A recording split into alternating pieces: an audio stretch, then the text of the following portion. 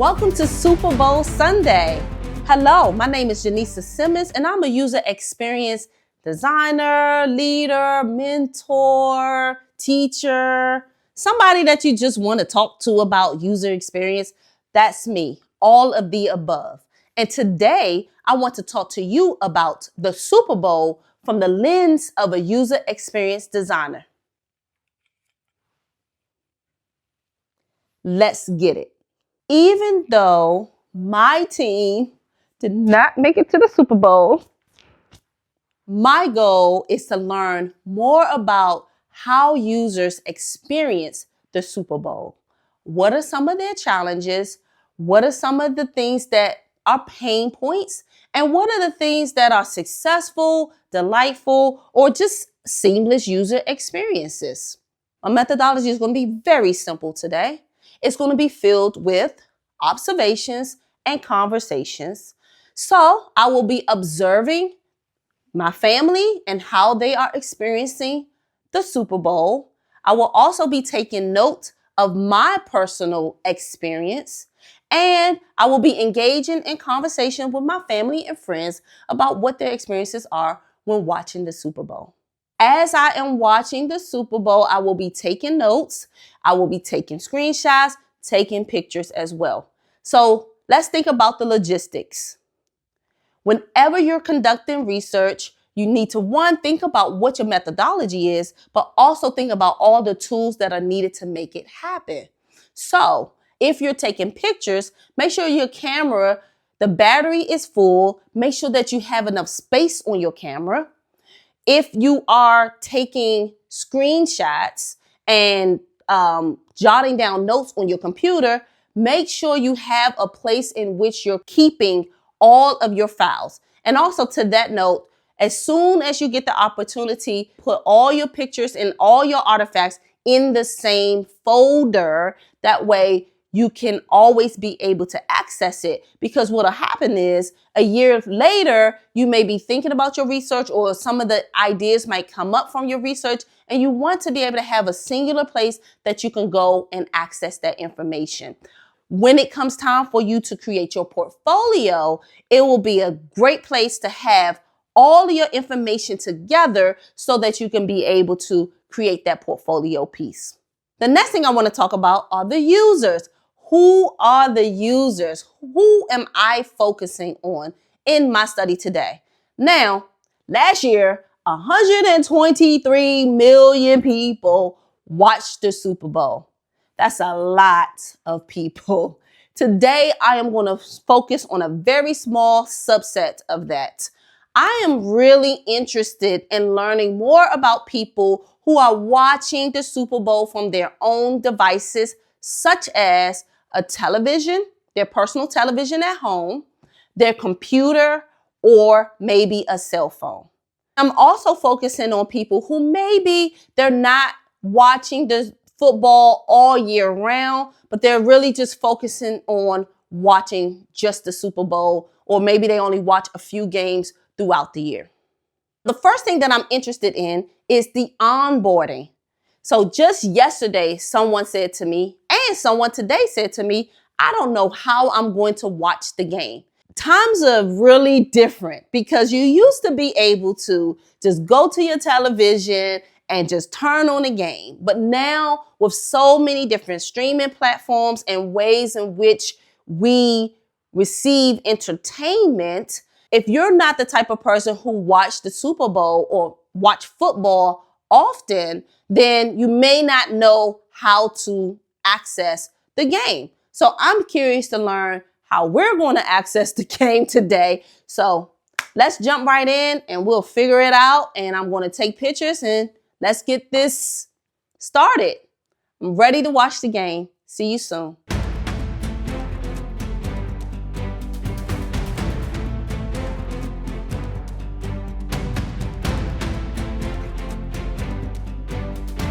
Welcome back. Now, admittedly, I fell asleep as soon as the game was over, so I didn't get the chance to record and tell you all what I thought. But it's a brand new day. I am refreshed and I'm taking a look at my notes, and here's what I think. So first of all, when you're approaching a research project, brand new, something that's never been done, what you want to do is you can start with a proto persona. So a proto persona is built off of just whatever your prior knowledge is going forward. It will have some assumptions, what you think about your user, but it gives you a starting point. So I created a proto persona for this small research project that I'm doing. So what I came up with is a person named Caden, who is a healthcare technician.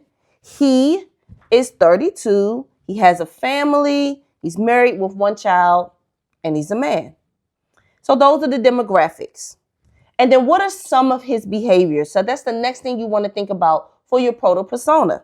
This person is not an avid follower of football, but watches 3 or 4 times a year. He likes the intimacy of a small gathering. He enjoys commercials as well as the halftime show. He values spending time with his family and friends.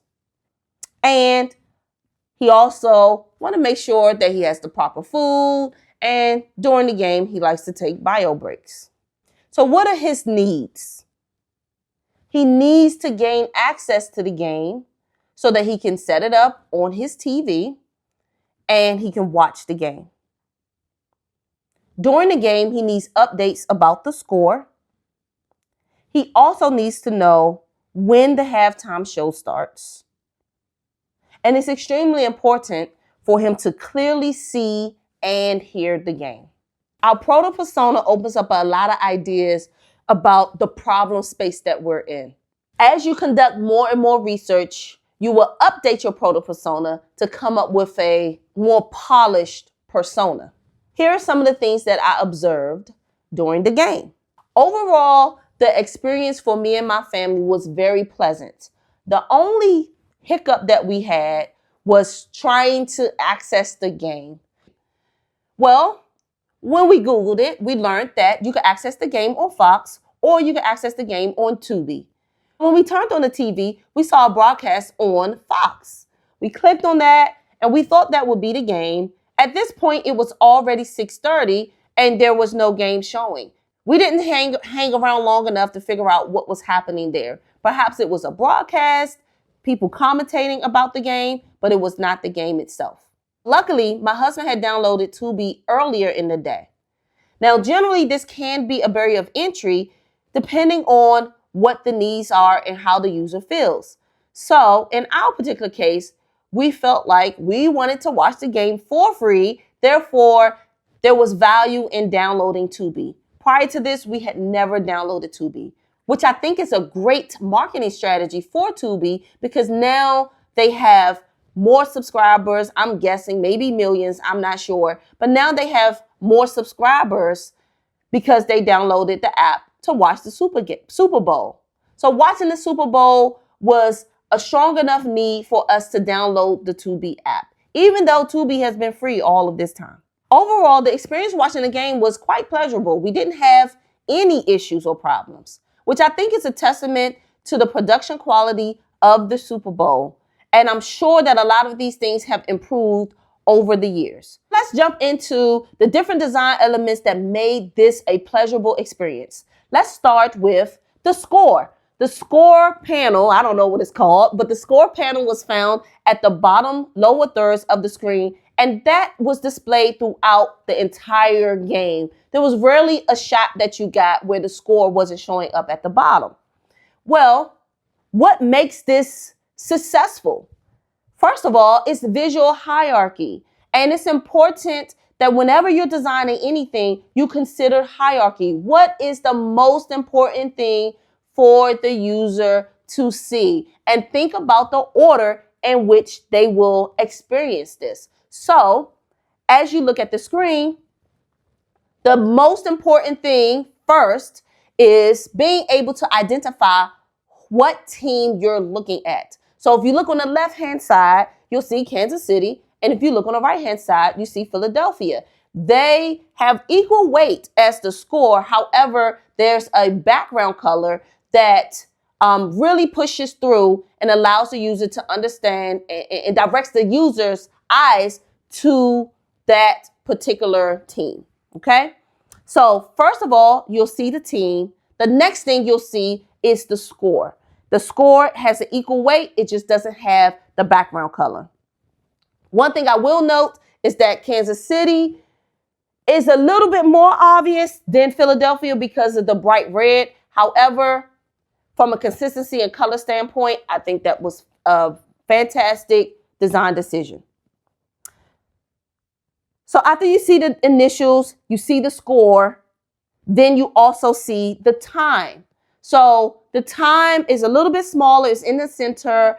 It is also, there's also motion with the time. So a lot of times our eyes are drawn to things that have motion, but it's smaller. So it doesn't take the same visual hierarchy and the visual weight as the score does, but it's there when you need it. When you're interested in looking at it, it's right there. Right above, it lets you know where you are in the game. So is it second down, is it first down, and how much further the team has to go to reach first down. So I like that little panel, that little section there. It's not there all the time, but I like it when it's there because it helps the user to know where we are in the game. And then the last thing that I want to mention is the 40-second clock. So I think this is really clever and is important.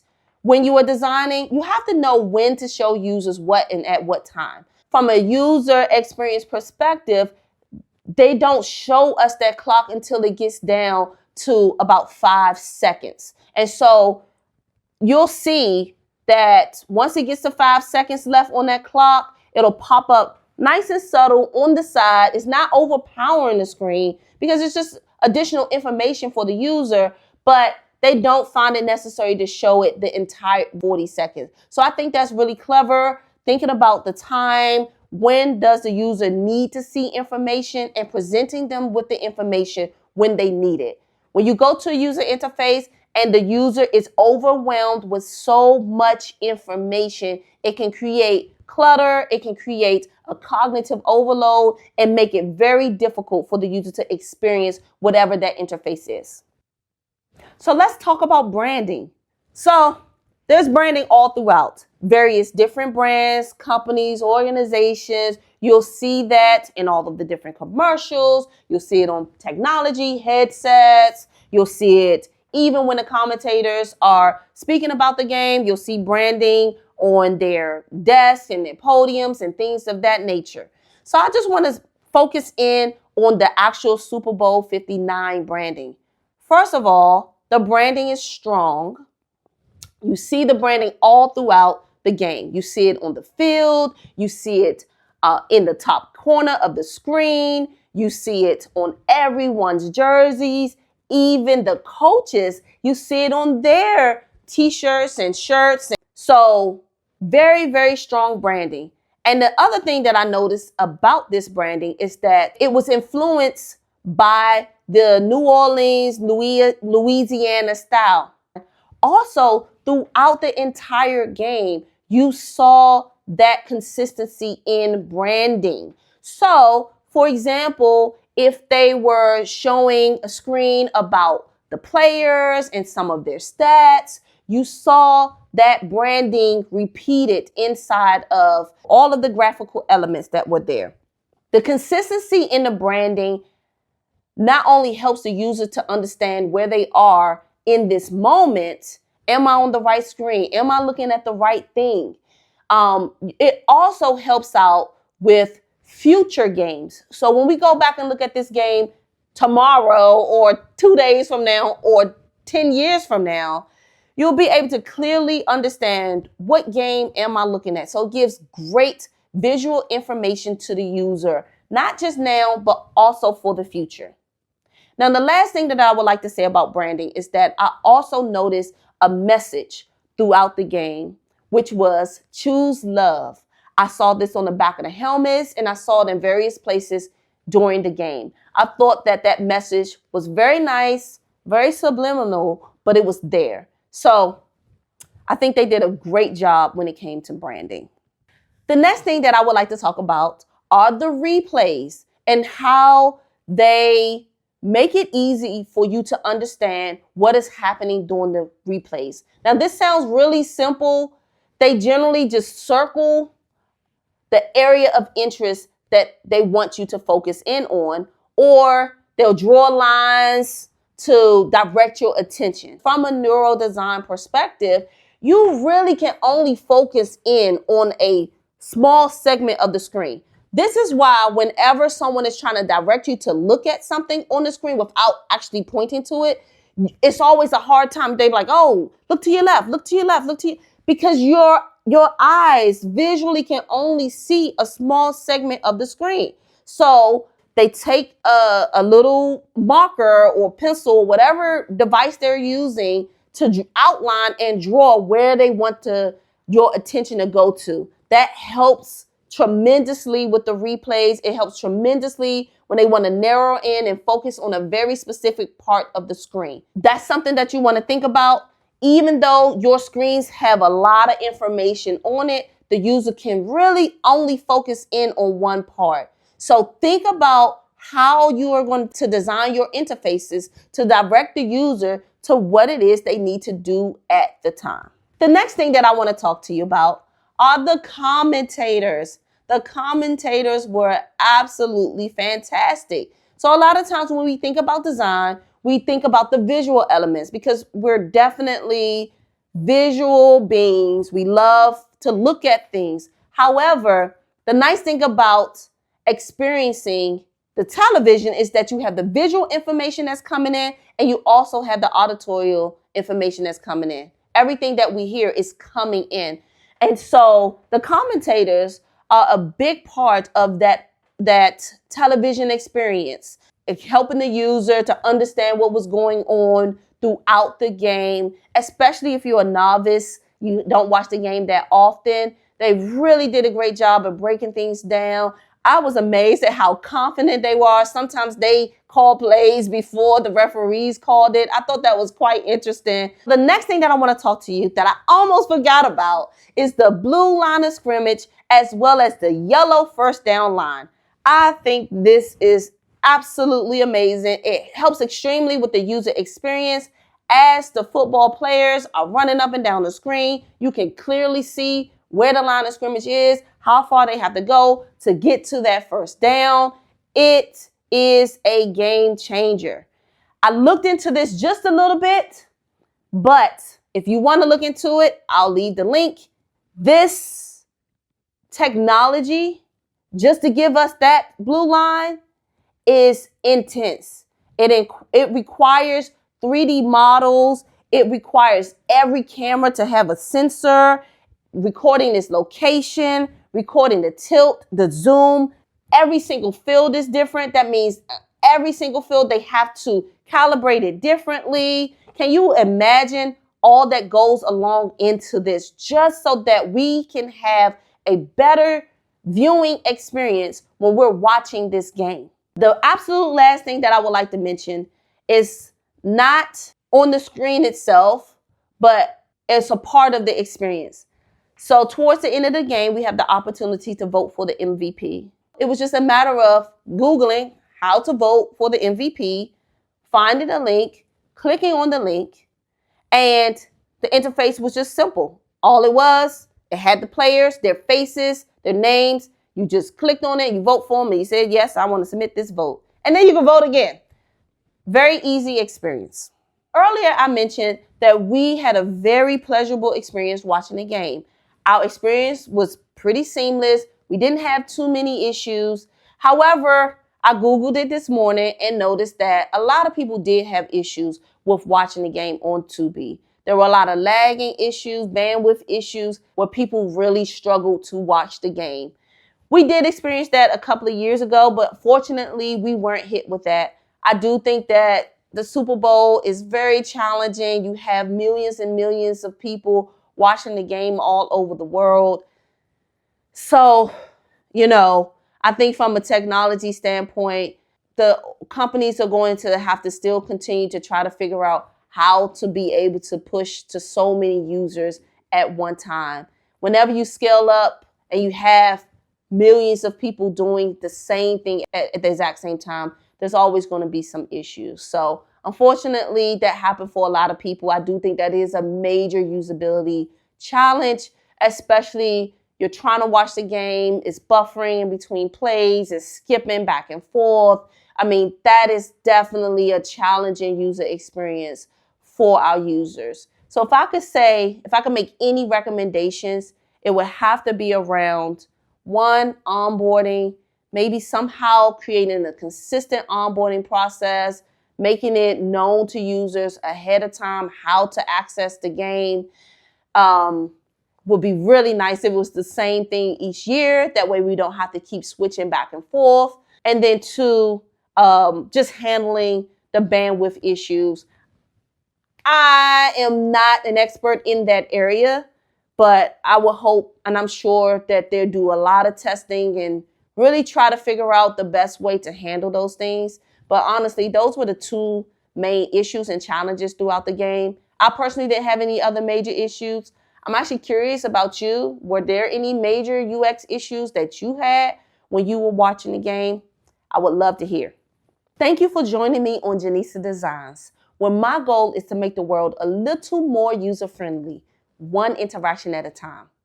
If this content was helpful to you, please like, subscribe, comment, and follow me. And until next time, keep designing, refining, and shining. Thank you.